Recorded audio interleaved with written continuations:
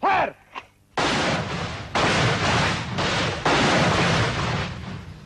We are fighting a war of attrition, in that we kill in self-defense, as long as they are going to come and fight with us. Major Khaled is a commander of the Mukti Forge, the freedom fighters who've been fighting the West Pakistan Army for the past 3 months. World in Action went into Bangladesh or East Pakistan to find out how effective they are. The Mukti Forge claimed to have divided East Pakistan into 5 sectors for guerrilla operations, with each sector commanded by Bengali majors of the Pakistan Army who defected after the March massacres. Major Khaled's sector covers the areas around Noakhali, Kamilla and part of Sylhet. World in Action producer Vanya Cooley spent 8 days there. But the only fear is, suppose they come at least 2,000 yards height and they drop somebody here. Let them drop. But if they drop, now I'm having 1 mg. Let them So this MG will take. Let them drop. They will get lost in this area. Yeah. The Pakistan government dismissed the guerrillas as a bunch of miscreants and the war as a border skirmish. I was surprised to find a highly organized resistance led by officers with impressive military records. Here Major Khaled briefed Subsector Commander Captain Salik Chaudhry, who before he defected was a staff captain in headquarters Dhaka. Don't. Khaled asked us not to film the map nor mention the exact location of the villages and camps we went to, not only for their own security but to protect the villagers from the reprisals by the Pakistan Army. His caution was understandable in view of the overwhelming quantity and sophistication of the Pakistan Army's arsenal.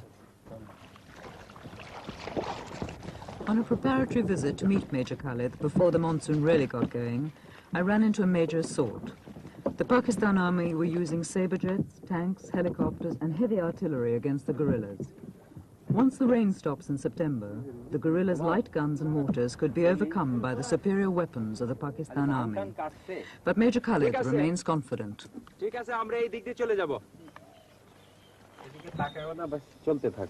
Major Khaled is 35, an officer with the Pakistan Army for 13 years, trained as a commander by the Americans.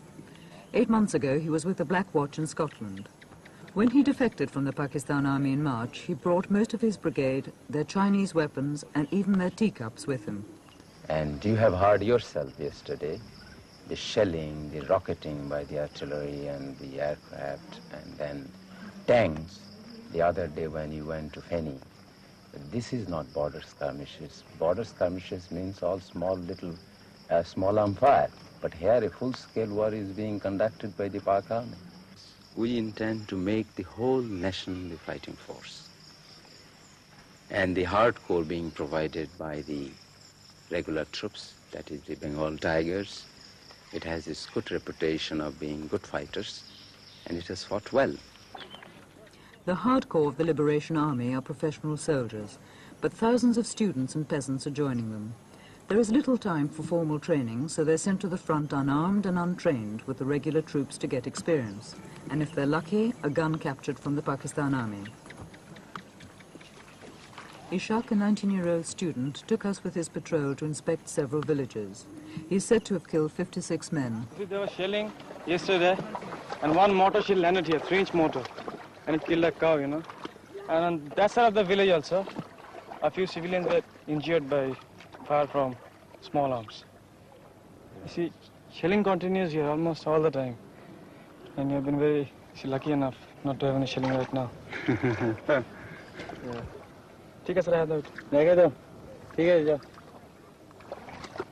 The guerrillas' lack of arms and ammunition is compensated by their passion for an independent Bangladesh, and their hatred of the West Pakistanis is constantly renewed by the stories that the refugees tell them. I wish I could take you inside. All the cantonments in Bangladesh are nothing but concentration camps. Hundreds and thousands of girls are kept there as prisoners. They are tortured, they are raped, they are dishonored, and after that they are killing them. You see, all the dead bodies are floating in the rivers. But this was surely several months ago, not now. It is going on still now. Two of my sons I lost there, and my houses has been looted, and my other articles also looted. Everything lost there. Then I found that my life also insecure. But did your son do anything to the military? Nothing, did nothing. Then why did they shoot them? Their habit is this. Their habit is this. They are murdering. Also they are murdering. All along they are murdering. For how long will Not only my two sons. Many people shooted. He saw his father, mother, and everybody of the family killed by the Punjabis. And of course his sister, who was about to get married, was kidnapped by the Punjabis and has been taken away. And he heard the story from the other villagers that she has been probably tortured and dragged out of that place brutally and has been taken away. And he was left with no alternative. And now he says, I have nothing to lose in this world. And he decided to join Mukti Fauj. And he wanted to take the revenge, you see, by killing as many Punjabis or West Pakistanis as possible. Pakistan government said that there is no trouble inside Pakistan. No, false. They are false. They are telling everything false. They are lying. They are telling all lies. Yahya is the initiator of all this. He is the greatest culprit that human civilization can imagine. He's just in the same rank with Hitler and his companions, Eichmann and others. My life, God knows how I shall pass my life. Now I am loitering either in there. Sometime living here, sometime living there. This way I am passing my time. Sometime in the temple, sometime in the road, sometime in the under tree. In this way I am passing my time.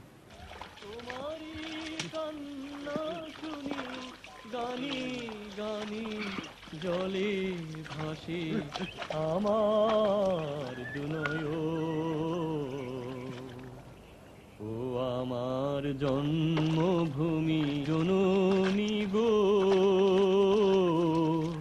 তোমার দুঃখে কাঁদে আমার প্রাণ We were not violent in nature. You see, the Bengali has got a very rich culture. Their history and their traditions and their literature. It's the flow of the river without obstruction. It's going, and there is nothing, killing each other or crime or things like that. It's very rare. But only when the unarmed people are attacked by the butchered, and killing and raping and arsoning and burning and rocketing, and so therefore they didn't have any other option but to fight it back. You just take a cat when it cornered, it fights, though it is a very peace-loving animal. Things like that. It had happened with us. We didn't want to fight. We were forced. We are completely pushed to the place where we have to fight, and we will fight. There is no question of it. And people are ready for any sacrifice, and they will die. 1 million had died already. And I think if this thing continues, 5 million will die in war, and about 10 to 15 million will die of starvation.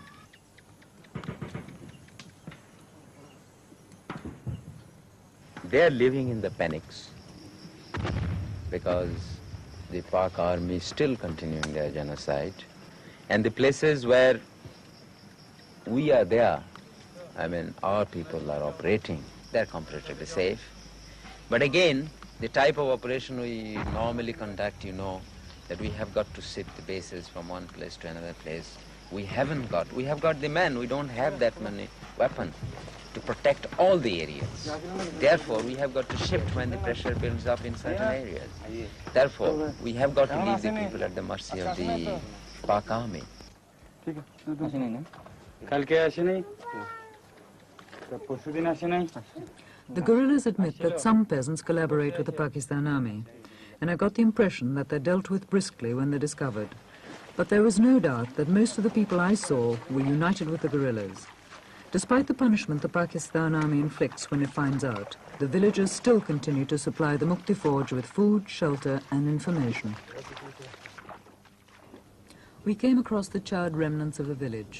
Like most people in Bangladesh, the people who lived here had voted solidly for the Awami League last December. The Awami League wanted East Pakistan to be free from the domination by West Pakistan 1,500 miles away. 98 East Pakistanis out of every 100 voted for them in a democratic election, but the West rulers refused the League's demands and decided to impose its power by force. What he says is they had first of all voted for Awami League, and that was one of their faults, and later on they have been feeding us the Mukti Forge, and that was their fault, and when they got them unarmed and no Mukti Forge was around, so the Pak army came in and just burnt off the village and killed a few of them. These people who were unarmed and couldn't put up any resistance, Pak army just came and slaughtered them and raped the women, burned the houses, and there are many villages sideways, just like this village. She says that the Pakistan soldiers came to her hut, dragged out her husband and killed him in front of her. She tried to throw herself onto their bayonets. Suicide is preferable to dishonor to a Bengali woman, but failed. At bayonet point, the soldiers raped her. There is no one in this world to look after me and my child. What can I do now? Where can I go? I go from door to door begging people to give me something. I touch people's feet. If anyone is kind enough to give me something to eat, then I eat.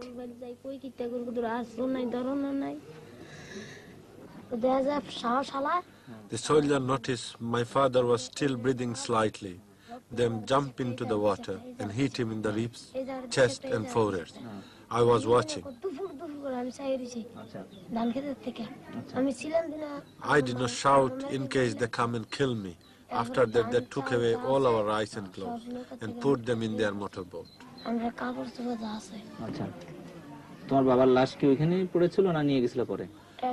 My father's body was taken away and buried.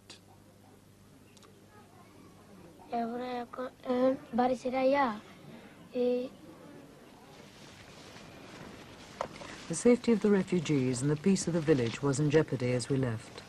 Throughout the journey, we were rarely out of earshot of the Pakistan shelling. But now it was getting nearer, and as we left, a group of Mukti Forge was being drafted in to try and counter the assault. People may be thinking that it is a leftist insurgency or few clandestine activity, but I can assure you it is a militant insurgency whereby the people stood against injustice. We are fighting on three fronts. That is political, economic, and military. All these three fights will go simultaneously. Politically, so far, as you have seen, that Yahya regime could not, and I am sure will not, be able to form a government. Even if it succeeds, it will be nothing but bunch of quislings. We are not allowing the communication to be restored. Because in any country, if you want to start the trade, the first thing is communication. We have not allowed him to ply the trains. We have not allowed him to run the roads. Bridges are being blown. This is one aspect of the economy, that is the communication. Sunday, the 27th of June, 5:15 p.m. Our patrol en route to an act of sabotage. The operation is carefully planned, and there are patrols on both flanks. Our group paused to finalize their plans at a disused railway station on the main line between Chittagong and Camilla. ভাঙ্গা ব্রিজটা আছে district boarder ওই সাইডে আরেকটা section যে পাইলনটা blow of করা হবে সেই পাইলনের পিছনে ওখানে আর আরেকটা এইদিকে লেফট সাইড ওই এক্সপ্লোসিভ দিয়ে যে পৌঁছে যাবো তারপর সঙ্গে সঙ্গে আমরা সবাই রওনা দিয়ে দেবো হ্যাঁ আচ্ছা তোমার টাস্ক দিচ্ছে বুঝছো তো শোনো ডিস্ট্রিক্ট বোর্ডের রাস্তাটা আছে না রাস্তার ওখানে পজিশন নিয়ে থাকবে Mandabag railway station, a mile and a half from their objective, a pylon carrying electricity to Camilla. I had no way of knowing how effective the Mukti Forge were being, as I had not been on the other side with the West Pakistanis. But on Saturday, a Times correspondent who is with the other side reported. The railway running along the frontier from the port of Chittagong through Camilla to Sylhet and serving Dakar en route has been cut for more than 2 months. The main span of a bridge at Feni, south of Camilla, was dynamited expertly and has yet to be repaired. Other road and rail bridges in the area have been put out of use temporarily. Savage reprisals are usually taken by the army against the nearest villages.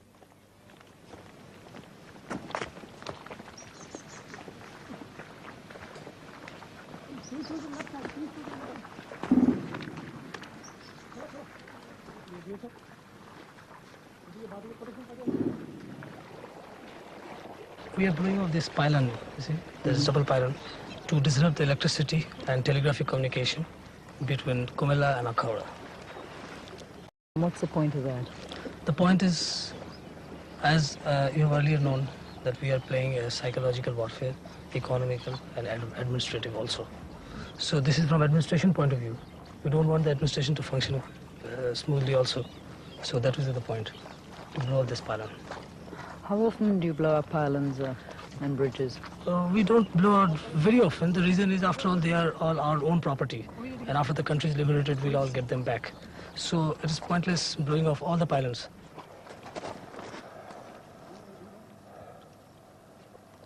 It's already time, huh? They have started off with the job, isn't it? Come on. Take it, sir. BHF protection party ওদিকে লাগছে তো তো এই পাইলনটা safe তো এদিকে bridge লাগে না ready আছে অনেক দেরি আছে তাড়াতাড়ি করতে তো না বৃষ্টি আসছে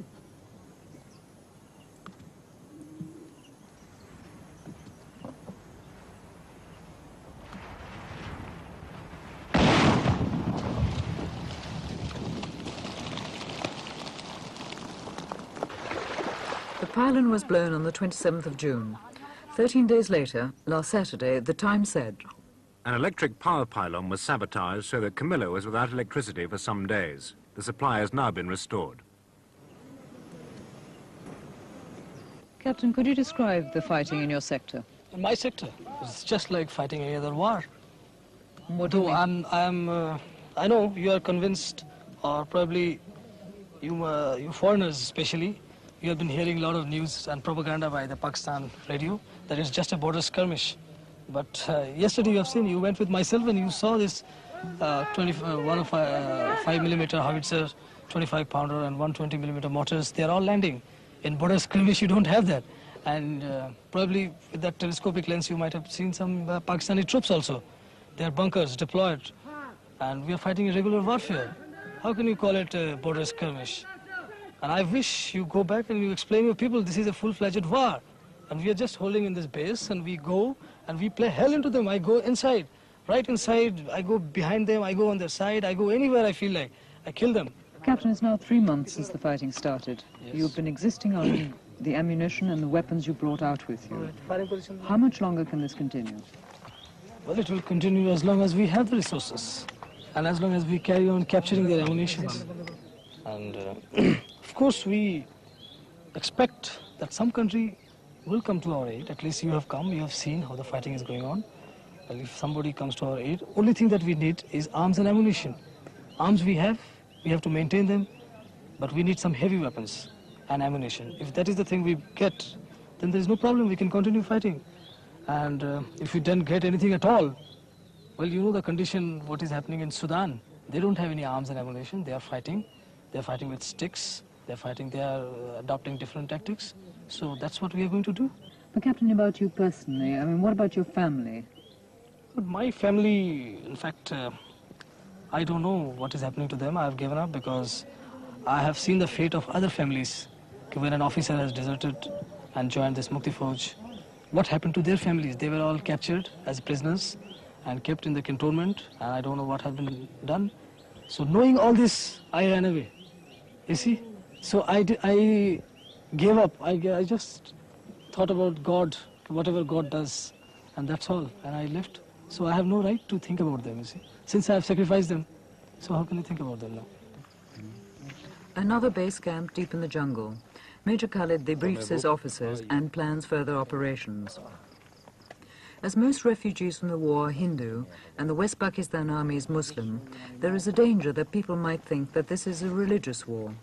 But every one of these guerrillas, in fact every Mukti Forge soldier I met, was a Muslim. In spite of incessant Pakistan allegations that India is arming the Mukti Forge, supplying troops and expert saboteurs, I saw no Indian troops nor one piece of Indian equipment inside Bangladesh. In any case, the guerrillas seem quite capable of sabotage themselves. There is no doubt that the guerrillas are receiving sanctuary from the Indians. They cross the border to rest and maneuver their positions. But that, as far as I could see in the area I was in, is the limit of Indian help. The Pakistanis complain that they are being mortared and shelled by Indian guns across the border. The only shells I saw crossing the border were going the other way, from Pakistan guns. And the only mortars I saw fired against Pakistan army positions were plainly fired by the Mukti Forge from positions clearly inside Bangladesh. Into their position. And right in between their positions, so then they sort of didn't know. Fire! Fire! Ready?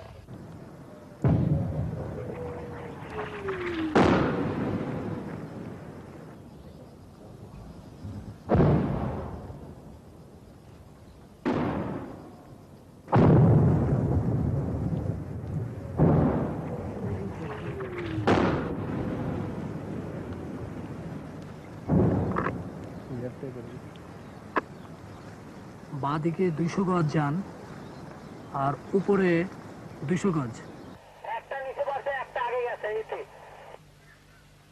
Ready fire বাউল মিলে একসাথে fire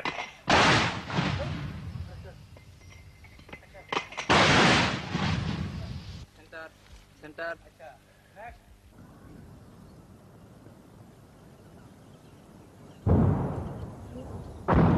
দুইটা একটা কথা বলছিলেন তো আমি দুইটা বার করে দিছি আমি বার করে দিছি এখন আমাকে আবার বলেন কানেকশন দেন এখন ঠিক হবে ইনশাআল্লাহ দুটো ঠিক আছে দুটো ঠিক আছে ready fire ready fire bubble ready But the only thing which I am worried about, that is the protraction of this war, you know. As long as the war is continued for years and years and years, what is going to happen is the misery of the people. Misery in the sense that there will be a lot of killing, crossfire, the civilian will come into between the freedom fighters.